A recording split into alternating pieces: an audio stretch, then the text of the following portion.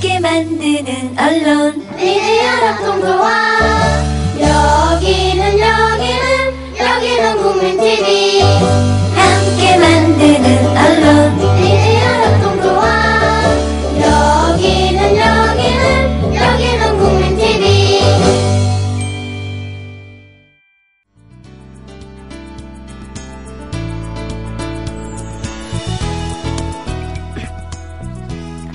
네, 안녕하세요. 드디어 이 땜방 방송 2주째 2주째 이튿날이 밝았습니다. 어제 예고해드린 대로요. 오늘은 북한 역사에서 정치적으로 가장 비극적인 시기 1967년을 전후한 이야기들을 조금 하려고 합니다. 귀를 기울여 주시면 감사하겠어요. 광고 좀 듣고 오겠습니다.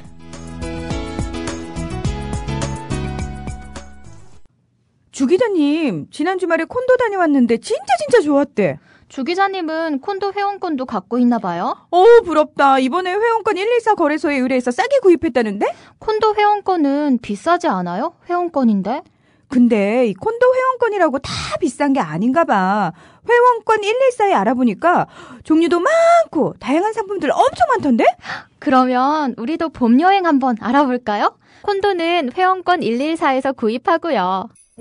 02-544-6114번 02-544-6114번 회원권 114는 인터넷과 모바일 앱에서도 검색할 수 있습니다. 콘도 회원권 거래는 회원권 114 02-544-6114번으로 바로 전화해보세요. 지상철 조합원 신청 광고입니다. 강화대교 앞에서 개념 부부가 만드는 개념 곰탕 연지연 곰탕. 연지연이란 가마솥의 장작불로 온종일 구워내는 곰탕을 서로 나누어 이어지는 인연이란 뜻입니다. 연지연 곰탕이 민주주의를 열망하는 조합원 여러분과 국민의 건강을 책임지겠습니다. 곰탕 포장 판매는 한 팩 800g에 7,000원이며 7팩 이상은 무료 배송으로 드립니다. 연지연 곰탕은 강화대교 입구에 위치해 있습니다. 단체 주문 예약 및 포장 주문 전화번호는 010-7252-1114, 010-7252-1114, 031-989-9968. 조합원 단체 예약은 10% 할인해드립니다.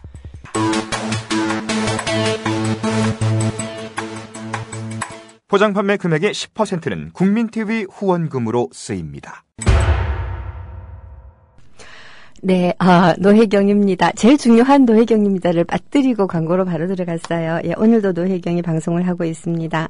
예, 서영석, 이사장님 방송을 고대하고 계시는 분들께는 조금 죄송하지만, 그래도 땜빵 방송이고요. 휴가 끝나고 나면 돌아올 거예요.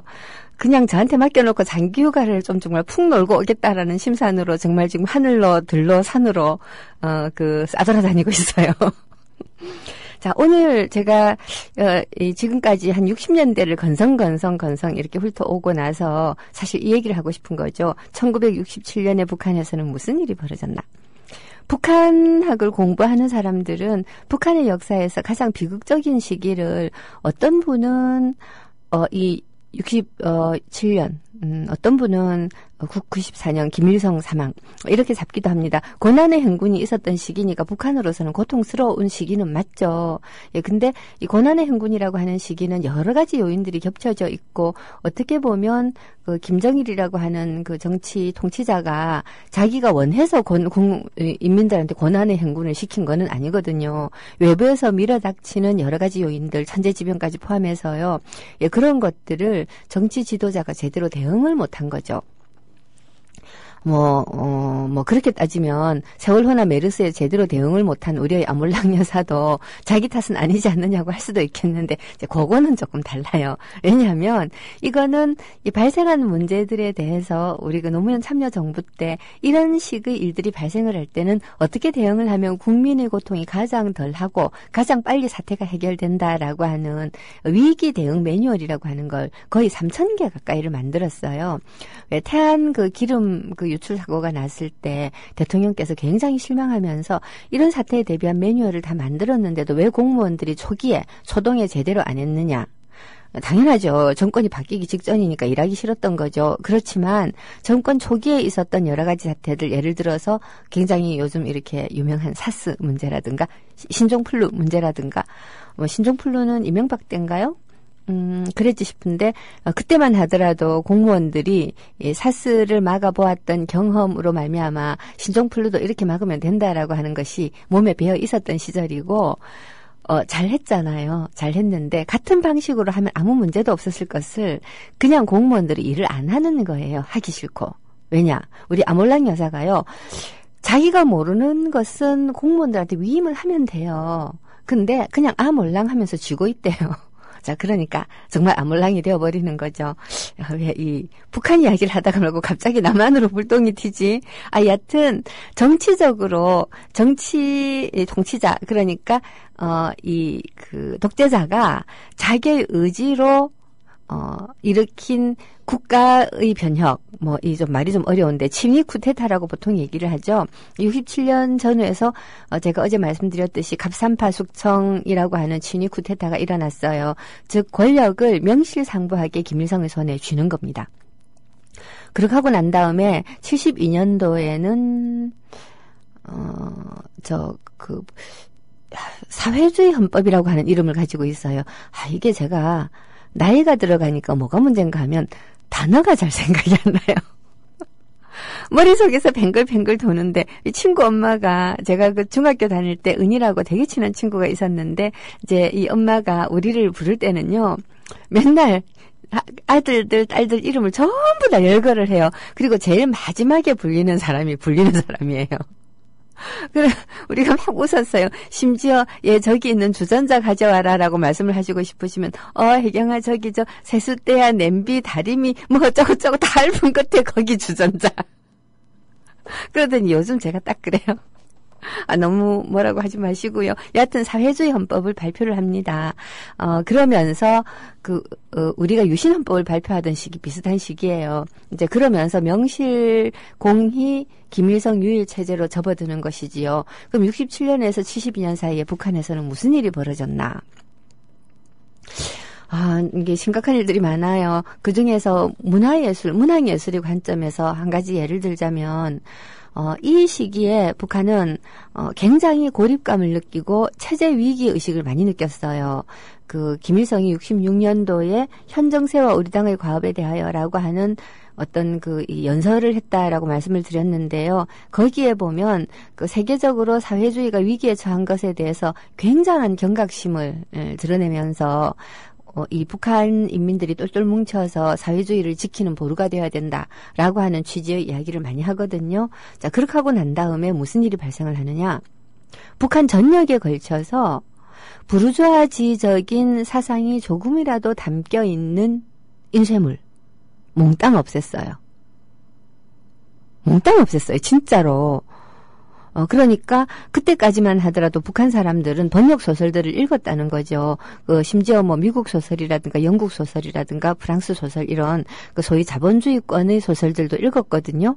되게 우리가 고전 명작이라고 하는 소설들을 일제시대 때부터 번역을 해서 우리가 읽었기 때문에 당연히 북한 사람들도 보고 있었고, 북한이 출판 인쇄 문화가 적어도 45년 이후에 50년대까지는 50년 이후는 전쟁으로 박살이 났으니까 그렇고, 그 전까지는 남한보다도 출판이 좀 활발했다고 볼 수 있어요.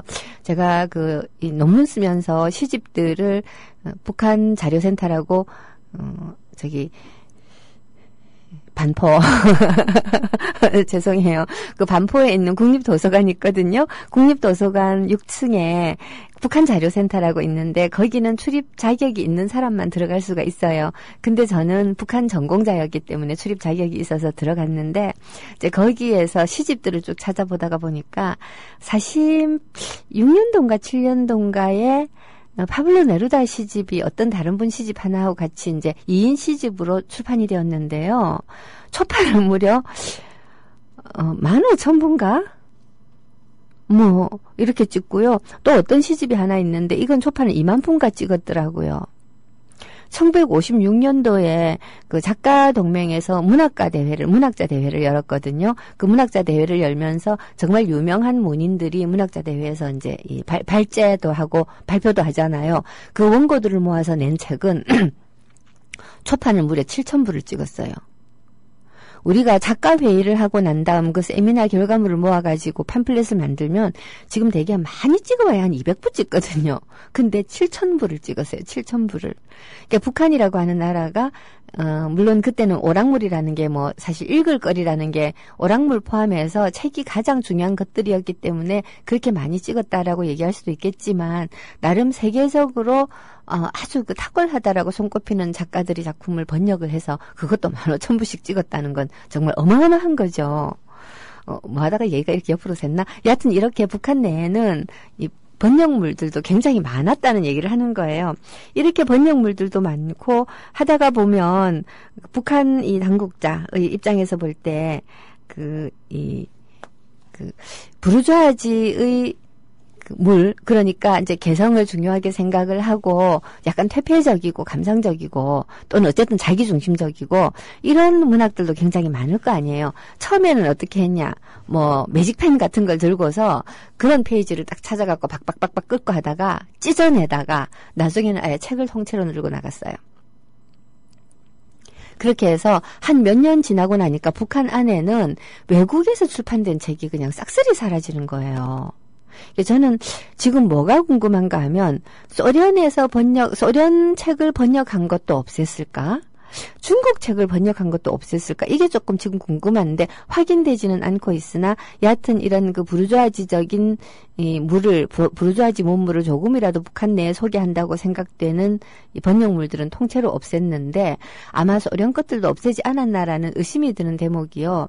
한 72년 3년 정도에 김일성이 교실을 내려서 이런 얘기를 해요.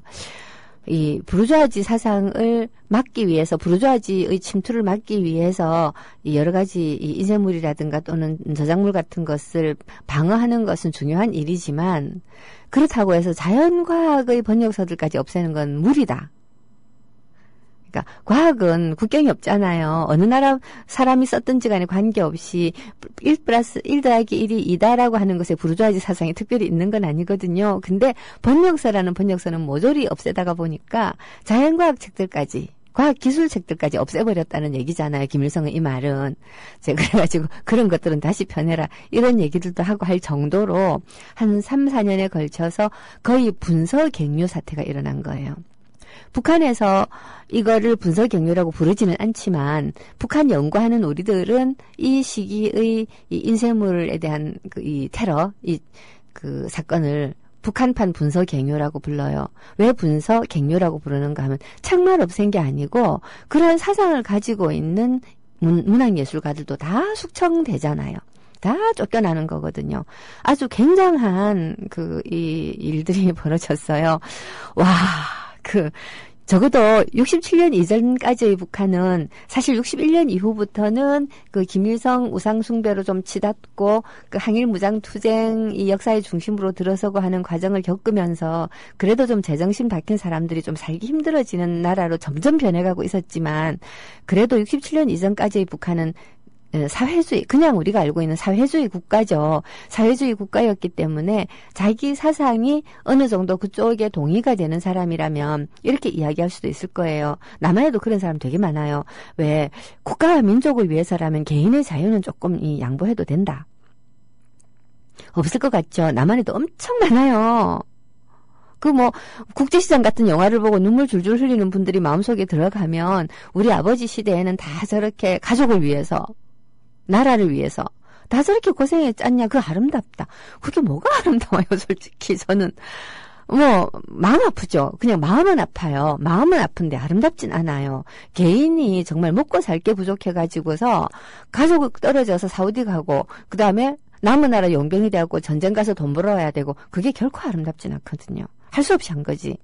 근데 이제 그게 아름답고 그게 좋은 거고 마땅히 그렇게 해야 된다라고 생각하는 분들은 북한 가서 살기 되게 쉬운 분들이에요. 어쨌거나 간에 67년도까지의 북한은 그런 정도 수준이었는데 이렇게 완전히 사상에다가 철벽을 두르는 거잖아요. 대원군의 쇠국보다 제가 볼 땐 더한 것 같아요. 완전히 막았어요.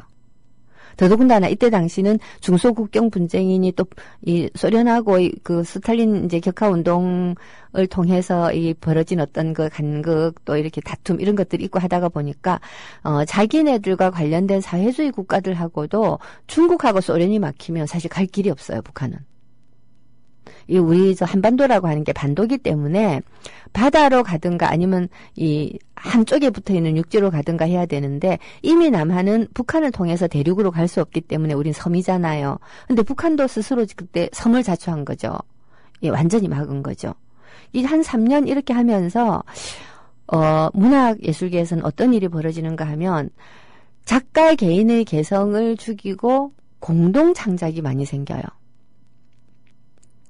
웃기죠. 시인과 소설가가 어떻게 공동 창작을 해요. 근데 이 공동 창작물이 나오는 거죠. 그리고 시인들에게는 더 안 좋은 일들이 벌어졌어요. 제가 논문 쓰면서 발견을 한 건데, 그러니까 한국에서는 제가 제일 먼저 발견한 사건이라고 할 수 있겠어요. 이 조선문학이랑 청년문학 같은 문학 잡지들을 제가 박사 논문의 자료로 쓰느라고 한 4만 페이지를 읽었거든요. 눈이 빠지는 줄 알았는데요. 물론 읽었다고 해서 한 줄 한 줄 읽은 게 아니고 슥슥슥 넘겨가면서 필요한 것이 있는가를 그야말로 매의 눈으로 탐색을 하는 거죠. 근데 이렇게 슥슥 읽다가 보니까 이상한 현상을 발견하게 됐어요. 67년 이후 어느 날부터 평론에서 시인의 이름이 사라지는 거예요. 시인의 이름. 평론가가 시인이나 작가의 이름을 거론해서 평가한다는 게 얼마나 중요한가. 이번 신경숙 사태도 저는 본질이 표절이 아니다라고 보거든요. 왜 표절이 아니냐? 신경숙 사태의 본질은 신경숙을 대한민국의 가장 빼어난 작가다라고 홍보함으로써 많은 독자들이 그런 줄 알고 사서 봤다는 거예요. 만약에 신경숙이 책 한 권 펴냈는데 한 1000부 팔리고 많은 소설가라면 표전을 했다 해도 이렇게까지 시끄러워지지 않아요. 그냥 사라지죠. 아니 정말 뭣도 못 쓰는 정말 글도 참 더럽게 못 쓰는 작가가 표절까지 했다니 하고 이미 출판사에서 버려요. 근데 이 작가가 200만 부씩 팔리는 작가예요. 그러니까 표절을 했다고 하는 것이 독자 입장에서는 굉장히 분하고 출판사 입장에서는 굉장히 곤혹스러운 거죠. 복주머니인데? 돈 나오는, 화수분인데. 자, 근데 이게 어떻게 보면 제가 볼 때는 이 출판사와 평론가들이 잘못인 것이 신경숙 문학이 그렇게까지 훌륭하지 않다는 걸 자기들도 알아요. 알거든요. 모를 리가 있겠어요? 근데 잘 팔리니까, 그러니까 독자의 구미에 맞으니까. 자, 이때의 독자라고 하는 것은 사실 대중문학 독자를 얘기하는데 대중문학 독자라고 해서 언제나 대중문학만 보고 싶은 건 아닐 거 아니에요. 또 번역 소설들 예를 들어서 하이틴 로맨스 같은 거 이런 거 읽던 독자들이 커서 나름 문학을 읽고 싶은 거예요. 문학. 우리가 중고등학교 교과서에 문학이 있고 문학을 존경해야 되는 것이다라고 사실은 배워오잖아요. 그런데 이 존경하는 문학을 나도 보고 싶은 거야. 근데 신경숙 보니까 입맛에도 딱 맞고 읽기도 쉽고 뭔가 되게 아름답고 근데 평론가들이 이게 훌륭한 문학이라고 하는 거예요. 독자가 완전히 기만당하는 거고 근데 그 결과로 좋은 문학이 말라 죽어요. 평론가들이 저렇게 하고 있으니까. 이게 신경숙 사태의 본질이지요. 이게 표절로 터져 나왔다는 건 제가 볼 때는 당연한 거예요. 왜냐? 한명 미달인 작가한테 자꾸 글 내놔라 그러고 수준에 대해서 기대를 하니까 뺏게 하죠. 별 수가 있겠어요. 아우 정말 미치겠다. 하여튼 그거는 그렇고 왜 자꾸 옆으로 이렇게 이야기가 새나. 어쨌든 평론가가 어떤 시인의 그 작품을 예를 들어서 이정일이 쓴 백두산이라고 하는 시, 지난달에 그 조선문학에 실렸던 이정일의 백두산이라고 하는 시는 이러저러해서 훌륭하고 이러저러해서 문제가 있다라고 이제 평가를 하면 물론 이러저러해서 문제가 있다는 평가를 받으면 기분은 안 좋겠지만 그러나 조선문학의 같은 시기에 시인이 수십 명 시를 써요. 근데 그중에서 2-3명 내지는 서너 명을 골라가지고 이 시인의 시가 좋고 나쁘고라고 평가한다는 것은 그 시인이 주목을 받는다는 소리잖아요. 자 그러면 그 다음번에 작품 싣기 더 쉬워요. 당연히 그렇겠죠. 더 쉬워지고 그러면서 점점 좋은 시를 쓰게 되고 독자들한테 인기 있는 시인이 되고 말빨리 생기는 거죠. 근데 평론에서 시인의 이름을 싹 없애버려요. 독자는 어떻게 되느냐? 그 다음부터 독자는 무의식적으로 작가 이름 안 보고 시만 봐요. 작가는 어떤 억압을 받느냐? 평론가들이 눈에 드는 시를 쓰기 위해서는 평론가가 쓰라고 하는 대로 쓸 수밖에 없어져요.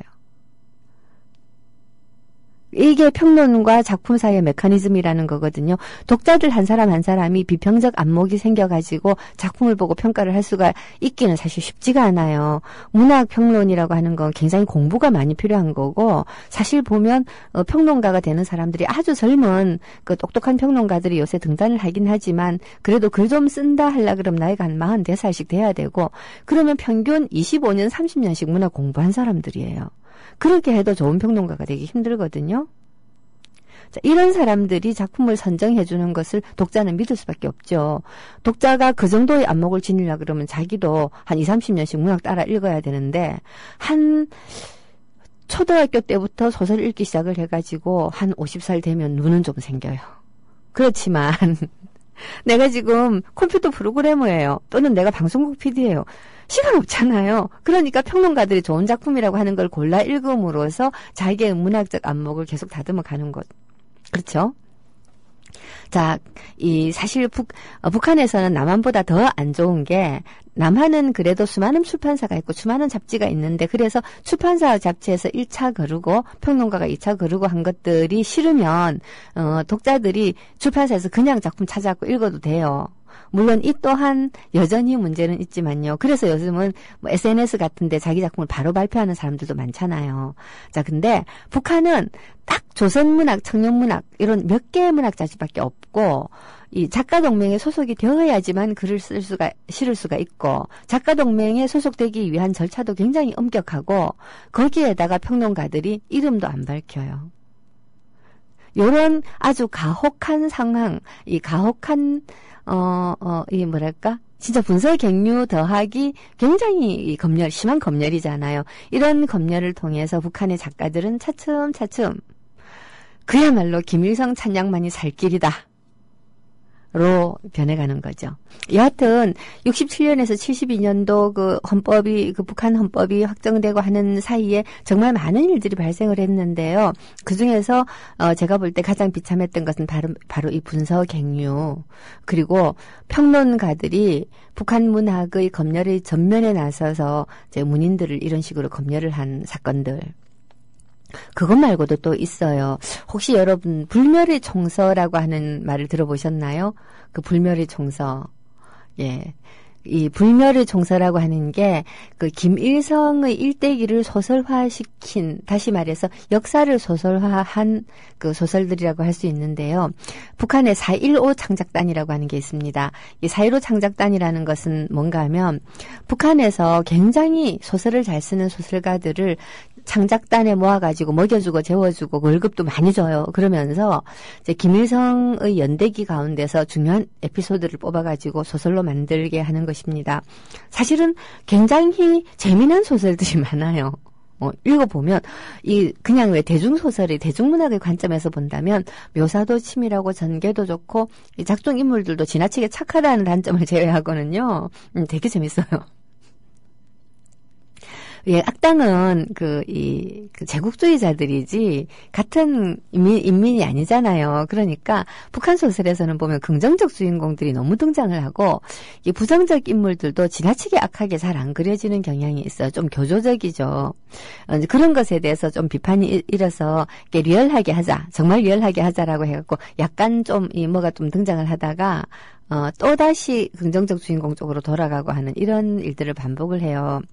근데 여하튼 이 4.15 창작단이라고 하는 곳에서 김일성의 일대기를, 그러니까 1926년도 타도 제국주의 동맹을 중학생의 몸으로 만들어서 이 사회주의 운동을 처음 시작했다라고 하는 거룩한 역사에서부터 가장 중요한, 북한으로 볼 때는 가장 중요한 항일무장투쟁 시기. 이 항일무장투쟁 시기의 김일성의 이야기들을 집중적으로 소설화하는 거죠. 그래서 소설을 통해서 인민들한테 역사 교육을 시키는 겁니다. 왜 우리가 사실 허준이라고 하는 의사를 재발견하게 된 거는 지금 문제가 되고 있는 장비에서 대중소설을 처음 펴냈어요. 이게 이은성이라고 하는 작가가 쓰신 동의보감이라는 소설이거든요. 90년대 들면서 한국의 출판계에서는요. 먹고 살아야 되는 일이 굉장히 중요해졌어요. 그전에는 사실은 이 약간 사회과학 계통의 책을 펴내는 출판사들은 책을 한 번 내면 10,000부씩 이렇게 팔았어요. 많은 사람들이 사회과학 서적을 읽었다는 얘기죠. 그리고 출판사라고 하는 곳은 규모가 작아요. 그러니까 책이 한 10,000부 정도 팔리면 진짜 한 1년, 직원 1-2명 정도 있는 출판사에서 한 1년 먹고 사는 거죠. 그러니까 좋은 책을 펴낼 수도 있었던 거죠. 문장도 꼼꼼하게 다듬고 번역 꼼꼼하게 하고. 근데 90년대로 접어들면서 시장이 확 풀리면서 번역물도 많이 나오고 우리나라 전체가 88 올림픽 이후에 경제 규모가 커지면서 출판계도 덩달아서 규모가 커져요. 출판사마다 직원의 숫자도 늘어나고 그리고 기억하시는 분들은 있을지 모르겠지만 88 올림픽 이후에 우리나라의 임금 수준이 굉장히 뛰었어요. 노동운동의 이 긍정적인 결과이기도 하고요. 그리고 또 독재로 인해서 방해받고 있었던 경제활동들이 활발해지면서 경제 규모가 커지는 덕분도 있어요. 자, 그러다가 보니까 시장도 커지죠. 출판 시장도 커지는데 문제는 시장이 커지면서 덩달아 출판사 숫자도 굉장히 늘어났어요. 출판은 진입 장벽이 굉장히 낮은 분야예요. 그러나 좋은 책을 펴내기는 정말 쉽지 않은 분야죠. 졸업정원대 비슷하다고 할까요? 들어가기는 쉬운데 나오기는 어렵다. 실제로 지금 시중에 팔리고 있는 책들을 보면 일단 이 문장이 개판인 것은 차치하고 띄어쓰기 맞춤법이 안 맞는 그러니까 오자 같은 거 있잖아요. 한 페이지에 오자가 1개, 2개씩 나오는 이런 책들도 너무 많은데 제가 출판사 편집장 하던 시절에는요. 책 전체에서 오자가 5개 이상 나오면 그 책을 담당했던 편집 직원은 징계 먹어요. 그 정도로 아주 엄격하게 했는데 지금은 숫자가 너무 많으니까 그렇게 실력 있는 편집자 숫자도 상대적으로 줄어드는 거예요. 출판사가 10개 있을 때 실력 있는 편집자가 30명 있었다 그러면 출판사가 100개 있을 때도 실력 있는 편집자는 40명밖에 안 되는 거예요. 하여튼 자꾸 남한 이야기로 돌아가서 걱정이네요. 다시 이제 돌아가서 여하튼 이 대중에게 역사를 교육을 할 때 굉장히 재미나게 쓴 역사서보다 소설 한 권이 훨씬 더 강력해요. 우리 이 태백산맥이라고 하는 책들 지금 되게 많이 읽었는데, 이 여순 반란 사건과 학살 사건들, 이런 것들을 태백산맥을 통해서 본 사람이 역사책에서 안 사람보다 더 많을 거예요. 그런 거죠. 여튼 그래서 이 북한에서는 4.15 창작단이라고 하는 소설가들을 끌어모아서 먹여주고 재워주면서 글쓰게 하는 창작단을 만들어가지고 굉장히 시설도 좋아요. 어마어마하게 좋아서 어지간한 소설가들은 거기에 이제 입소하는 게 소원이고 할 정도로 시설도 좋고 대우도 잘해주고 사실 북한 사람들은 일을 안 하면 배급을 못 하거든요. 월급을 못 받는데 근데 이 창작단에 속해 있는 소설가들은 2년씩 3년씩 글 안 쓰고 놀고 먹어도 누가 뭐라 하질 않는 거예요. 이 작품 하나를 출산하는 고통이 얼마나 큰지를 이 4.15 창작단을 만들고 문학예술계를 실질적으로 이끌었던 김일성의 아들 김정일이 잘 알고 있었기 때문에 김정일은 굉장히 이 문학예술에 대한 조예가 깊은 사람이었어요. 그리고 그 조예가 깊은 것은 본인이 조예가 깊은 것도 좀 있겠지만 사회주의권의 지도자는 문학예술의 조예가 깊어야 돼요. 안 깊으면 그 많은 인민들이 정신세계를 이끌어서 사회주의적 인간으로 개조시키는 작업을 총이나 칼로는 못해요. 문학예술로 해야 되거든요. 즉 문화로 건설해야 돼요. 문화로 건설해야 되기 때문에 사회주의 지도자가 되려면 이 문화예술의 조예가 정말 깊어야 되고 최고의 전문가가 되지 않으면 진짜 잘난 전문가들 틈에서 살아남기 굉장히 힘들죠. 특히 김정일이 다루기 힘들었던 게 문학인들이라고 해요. 영화인들은 다루기가 쉽죠. 왜냐? 영화 자체가 일단 자본이 투입이 되어야 되는 종합예술이고 아무리 빼어난 감독이라고 하더라도 모든 것을 통제할 수 있을 정도의 천재는 아니기 때문에 이 돈줄을 쥐고 있으며 영화에 대한 조예가 있는 김정일 정도가 되면 그야말로 자기가 최고의 감독이 될 수가 있는 거예요. 근데 김일성은 이 백두산 같은 작품에 대한 시비가 40년대에 붙었을 때 김일성이 이야기하는 걸 들어보면 이 사람 문학에 조예가 있어요. 근데 김정일은 문학보다는 이 영화 쪽에 조금 더 조예가 있었던 것 같아요. 그리고 실제로 영화가 사회주의권에서는 조금 더 중요하기 때문에 김정일이 김일성에 이어서 권력을 자기가 우리가 지금 세습이라고 쉽게 얘기를 하지만 굉장한 투쟁의 과정이 있었겠죠. 그리고 그 후계자로 인정받는 과정도 있었을 테고요. 그냥 아주 간단하게 이거 생각해 보시면 돼요. 여러분들이 요새 왜 광해군에 관한 드라마가 많이 나오잖아요. 광해가 왕이 되기 위해서 얼마나 피눈물 나는 과정을 거쳤는가. 이걸 생각해 보시면 김정일도 그랬을 것이다 라고 생각하시면 될 것 같아요. 여하튼 이 김정일이 자기 아버지를 그야말로 우상 숭배의 대상으로 만들어야 되는 거예요. 그래야지 김일성 독재 체제가 공고해지고 그 공고해진 체제 속에서 자기의 지위도 견고해지잖아요. 그래서 아버지를 막 찬미 예찬하는 그리고 아버지를 찬양 예찬하는 과정 속에서 북한이라고 하는 국가를 그야말로 김일성 국가로 가지고 가기 위한 작업들을 하는데 그 작업 중에 굉장히 중요한 것이 4.15 창작단을 통해서 김일성의 항일무장투쟁 시기의 역사들을 굉장히 위대한 투쟁으로 소설화시키는 거죠. 그 대표적인 작품이 아마 거의 이게 첫 작품이지 싶은데 1937년 무렵 그 만주에서 벌어졌던 민생단 사건이라고 하는 것이 있어요. 이거 조금 이따가 말씀드릴게요.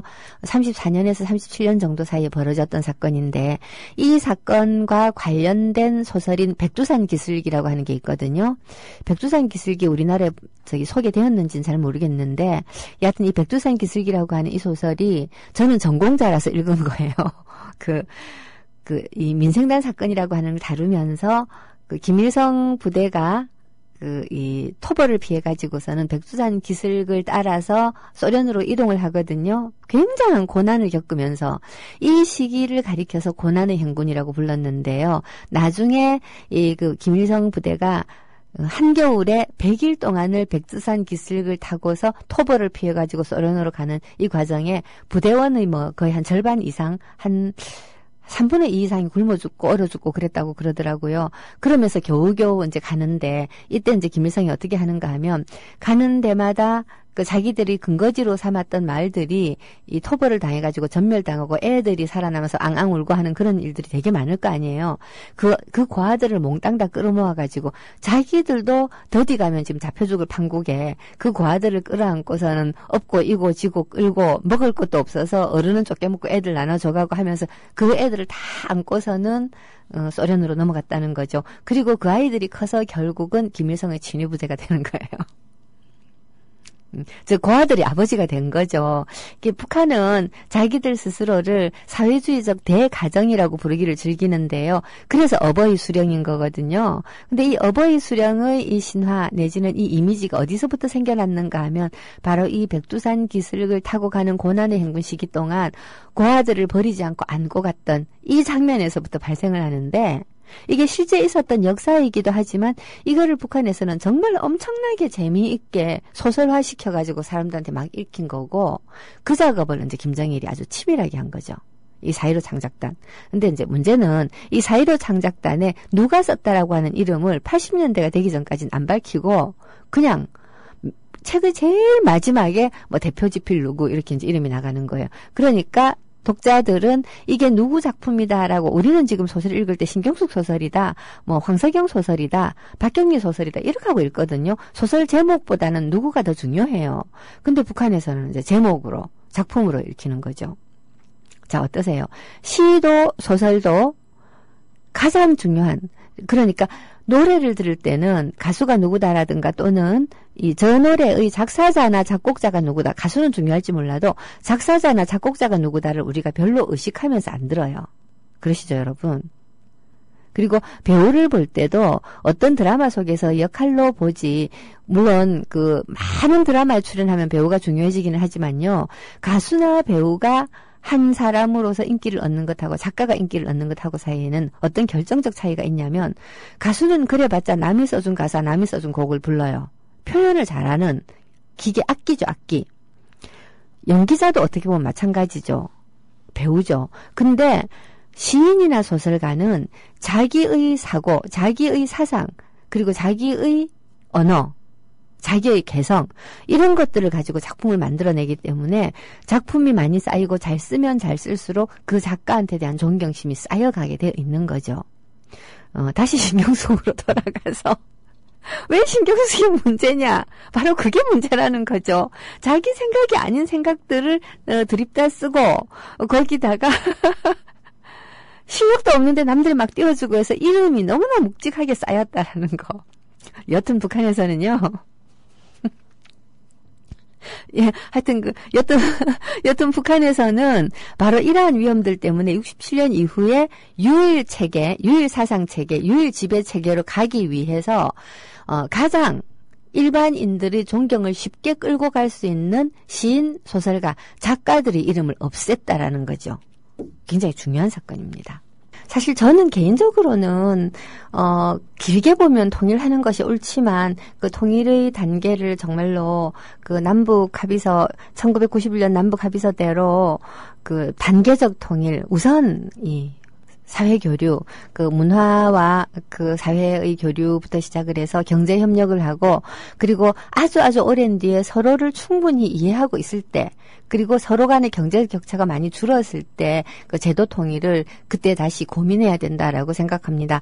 말하자면 점진적인 매우 느린 통일을 지향을 하는데 통일보다 훨씬 중요한 게 평화 정착이라고 생각해요. 예, 평화 공존하는 정착.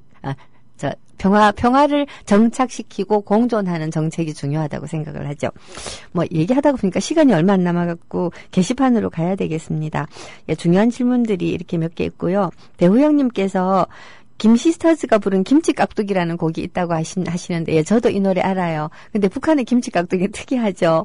김치깍두기라는 음식이 남북한에도 똑같이 있다는 거 이거를 뜻밖으로 생각하는 분들이 생각보다 많아요. 근데 북한 사람들도 밥 먹고요. 북한 사람들도 김치깍두기 먹고 소고기국 먹고요. 김일성이 이런 말을 했답니다. 물론 60년대 50년대 이야기지만 사회주의란 무엇인가? 모든 인민이 기와집에 살고 입합에 고깃국을 먹는 것이 사회주의다. 입합이라는 것은 하얀 쌀밥을 얘기하는 거예요. 그러니까 모든 인민이 기와집에 살고 지금식으로 따지면 모든 인민이 30평형대 아파트에 살고 이 외식으로 일주일에 한두 번 정도는 스테이크를 먹을 수 있는 게 그런 정도로 바꿀 수가 있겠죠. 예, 그렇습니다. 예, 타미 기타가 예, 노래도 불렀습니다. 그리고 서영석 대표님요. 예, 휴가 가셨습니다. 휴가 자주 가나 보죠. 예, 그리고 무라일체님 북한에서 무속을 굉장히 억압을 하고 탄압을 했습니다. 사실입니다. 그리고 작품 속에서는 근데 웃기는 것은 결국 김일성 한 몸에 모든 종교적인 색채가 다 모여요. 예, 하여튼 그렇고요. 라디오 21 이야기는 저는 별로 입에 담고 싶지 않지만 공권력의 탄압이 아니다. 라는 것만은 말씀드리고 싶어요. 네. 저도 상처가 너무 크기 때문에 이 이야기는 저한테 안 물어주시면 참 감사하겠습니다. 예, 그리고 데인배님, 맞습니다. 예, 미술계에서도 큐레이션이라고 하는 평론가들에 의해서 그림 가격이 매겨지고 유명세를 타는 그런 일들이 가끔 발생하죠. 그리고 옥션 같은 데서요, 미술품 경매를 하면서 자꾸 호가를 높여가지고 큰 작가로 만드는 경우가 있는데, 우리나라 정도 수준에서는 그게 안 되는데요. 중국은 어마어마하게 많은 미술품, 수집 인구가 있어요. 우리가 이 인구가 지금 한 5천만 정도 되잖아요. 근데 중국에서 옥션에 그림을 사겠다고 등장을 하는 부자들의 숫자가 한 3천만 명 된대요. 이건 정말 게임이 안 되는 거예요. 그중에서 정말 세계 미술시장을 좌지할 수 있는 큰 손이 한 500명만 된다고 생각을 해보세요. 그 사람들이 자기네 작가의 작품을 처음에 $10,000 정도짜리를 한 두세 번 팔면서 한 $100,000로 올렸다가 또 한 몇 달 있다가 이걸 한 $1,000,000로 올리고 또 한 몇 달 있다가 이걸 한 $10,000,000로 올리고 얼마든지 가능하죠. 그렇게 해서 중국 이 화가들을 완전히 그거 하시는 거죠. 중국 화가들을 완전히 뻥튀기를 해가지고 미술 시장에서 최고의 작가로 거의 피카소급으로 만들어 놓는 건데, 이 피카소급으로 만들어 놓으면요, 자연히 중국의 문화예술의 평가가 높아지잖아요. 소설은 어렵습니다. 왜냐, 번역도 해야 되고, 그리고 작가들이라고 하는 것은 적어도 자유가 없으면, 자기에게 쓸 자유가 없으면 훌륭한 작품을 생산하기가 굉장히 어려워요. 사회주의권에서 정말 훌륭하고 위대한 작가다라는 소리를 듣는 사람들이 대개 스탈린 시대 이전의 작가들이거나 아니면 솔제니친처럼 쫓겨난 작가거나, 이 보리스 파스테르나크나 솔제니친 다 쫓겨난 작가들이잖아요. 이런 것들을 보면 알 수가 있겠죠. 그리고 우리가 정말 존경하는 그 체코슬로바키아의 최초 대통령 바칠라프 하벨, 이 사람도 굉장히 위대한 작가인데요. 위대한 작가니까 이렇게 공산주의 운동을 해가지고 결국 민주화를 이뤄낸, 체제 전환을 이뤄낸 주인공이잖아요. 정치가이기도 하고. 자, 그러니까 시인이든 소설가든 작가라고 하는 것은 치열한 정치의식과 자유에 대한 엄청난 갈망, 이런 것들이 없으면 안 되는 거죠. 이 표절 작가라고 하는 것이 작가라고 부르면 안 되는 이유가 여기에 있는 거죠. 자, 어쨌거나 그렇습니다. 라게이지님 정말 아직도 박정희 전두환 시절이 좋았다고 말하는 건 왜 그런 걸까요? 라고 하셨는데, 예, 저도 잘 모르겠습니다만은 두 가지 생각을 합니다. 한편으로는 자유가 버거운 사람들이 있어요. 에리 프롬의 유명한 어떻게 해서 독일에 히틀러가 집권하게 되었는가라고 하는 것을 심리 철학적으로 분석을 한 책이 자유로부터의 도피라고 하는 책 아닙니까? 사람들은 지나친 자유를 버거워한다. 또 한 가지는 전두환 박정희 시절에 그 사람들이 젊었어요. 청춘 시절이거든요. 누구나 청춘은 아름답죠. 실제로는 전두환 박정희가 훌륭해서가 아니라 자기들이 그때 젊어서 뭐든지 정말 이 길가에 지나가는 나비를 보고도 하는 이지경의 나이에 살았다는 사실을 까먹어버리고 그때가 전두환 박정희 시절이었다라고 생각을 하는 것뿐이에요. 저는 그렇게 생각합니다. 자, 어쨌거나 서영석 대표님 휴가가 아니고 방송을 잠시 쉬는 중이시래요. 아니, 나한테는 휴가 가서 어쩌고 저쩌고 해놓고 이런 무슨 말도 안 되는, 어쨌든 한 달 뒤에 방송으로 돌아오신답니다. 그러니까 너무 기다리지 마시고 그동안 제가 열심히 방송을 하도록 하겠습니다. 자, 이렇게 막 떠들다가 보니까 시간이 5분밖에 안 남아서 마무리를 해야 될 판이 되었습니다. 제가 이 67년에서 72년 사이에 이렇게 이제 끔찍끔찍한 일들이 벌어졌다고 했잖아요. 자, 그러다가 보니까 무슨 일이 발생하냐. 70년대 문학은 정말 개판 5분 전인 거예요. 진짜로. 장난 아니에요. 시들을 읽어보면 1972년도의 조선 문학에 실린 시나 1979년도에 조선 문학에 실린 시나 구별이 안 돼요. 물론 그 이후의 시들도 다 구별 안 되기는 마찬가지지만 구별이 더 안 돼요. 김정일도 답답하겠죠. 그래서 81년도에는 급기야 항복합니다. 위대한 외국의 고전들은 번역을 해가지고 작가들한테는 읽게 해라. 모든 인민들한테 읽게 해줬으면 좋겠지만 그건 쉽지 않을 테니까 작가들한테는 읽게 해라. 그리고 중고등학생의 교과서에도 외국의 단편 소설들이 실리기 시작을 하죠. 한편으로는 도저히 안 되겠다. 이런 쇠국으로 문화의 외부 유입이 없는 문화는 썼거든요. 사실 우리가 이 표절 문제와 모방 문제를 구별하기가 굉장히 어려운 게, 사실 사람은 뺏겨가면서 사는 존재예요. 모방이 곧 학습이거든요. 다만 표절과 모방을 우리는 어떻게 구별을 하는가 하면, 그렇게 이 말 속에 스며들어 있는 다른 사람의 생각이라든가 또는 이미 앞선 선열들이 만들어 놓은 선조들이 만들어 놓은 수많은 이 생각들의 더미들 이런 것들로부터 충분히 모방을 해서 내 것으로 만든 다음에 나오는 것이냐 아니면 다른 사람이 어떤 것에 대해서 생각해 놓은 것을 뺏겨오는 것이냐의 차이인데요. 결국 신경숙 문제는 자기가 생각해낼 수 없는 것들을 생각을 했다는 것이 문제죠. 왜 문소영 기자가 서울신문에 오늘 아침에 칼럼을 맛깔나게 썼더라고요. 아니 어느 여자가 물론 아주 특이한 굉장히 특이한 그런 여자가 있을 수는 있으나 어느 여자가 한 달 만에 내지는 2달 만에 기쁨이 가는 몸이 되느냐. 이건 여자라면 다 하는 얘기다. 물론 처녀들은 잘 모르겠지만 이건 완벽한 남성 판타지다. 근데 남자 작가의 판타지를 여자가 아무 생각 없이 뺏겼다는 거 이게 더 큰 문제다. 뭐 그런 얘기들을 하더라고요. 제가 오늘 계속해서 기승전 신경숙 하고 있습니다. 그만하도록 하겠습니다. 신경숙이 아니라 북한이 중요한 거죠. 북한이 이렇게 외부 유입 없는 어떻게 보면 체제를 보호하기 위해서 외부로부터 들어오는 모든 것들을 차단한 상태로 한 10여 년 살았던 1970년대는 실제로 우리 같은 전공자들한테도 굉장히 힘들고 괴로운 시기입니다. 왜냐? 자료가 별로 없어요. 뭐가 있어야지 공부를 하죠. 근데 외부에서 들어가지만 않은 게 아니라 나온 것도 없다는 얘기잖아요. 그러니까 굉장히 연구하기가 힘이 드는데 그래도 저는 다행히 문학하는 사람이라 조선 문학은 그래도 결호 없이 그때부터 지금까지 우리나라에 다 전해지고 있거든요. 자기들이 출판한 거는 다 와 있어요. 자, 그래서 이제 그걸 열심히 지금 들여다보면서 저는 공부를 좀 하고 있습니다. 도대체 이 시기에 북한 사람들은 자기들의 이 시기를 문학적으로 이 주체 문학의 대고족이라고 얘기를 합니다. 대고조라는 건 그냥 고조가 아니고 대고조예요. 북한 사람들은요, 이런 어마어마하게 과장된 말을 너무 좋아해요. 뭐 국상도 아니고 대국상이고 대고족이고 하여튼 뭐 그렇게 얘기하는 습관이 있는데 중국하고 가까워서 그런가 봐요. 여하튼, 자, 이 70년대로 이제 접어드는 이 시기에 일어났던 이 비극적인 이야기들을 오늘 집중적으로 해드렸는데요. 자, 내일도 그에 이어서, 자, 70년대 초반의 북한에서는 또 어떤 흉측한 사건들이 벌어졌는가. 사실 우리가 지금 욕하는 북한을 이 시기에 거의 토대가 마련되었다고 볼 수 있고요.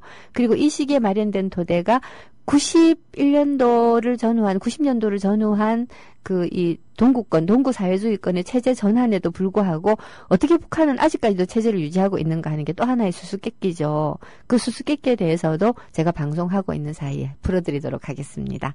자, 오늘은 여기까지 하고요. 저는 이만 물러가도록 하겠습니다.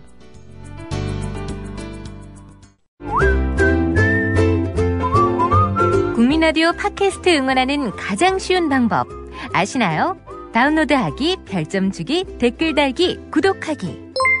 국민라디오 팟캐스트 널리 알리는 가장 쉬운 방법. 다운로드하기, 별점 주기, 댓글 달기, 구독하기. 기억하세요. 다운로드하기, 별점 주기, 댓글 달기, 구독하기.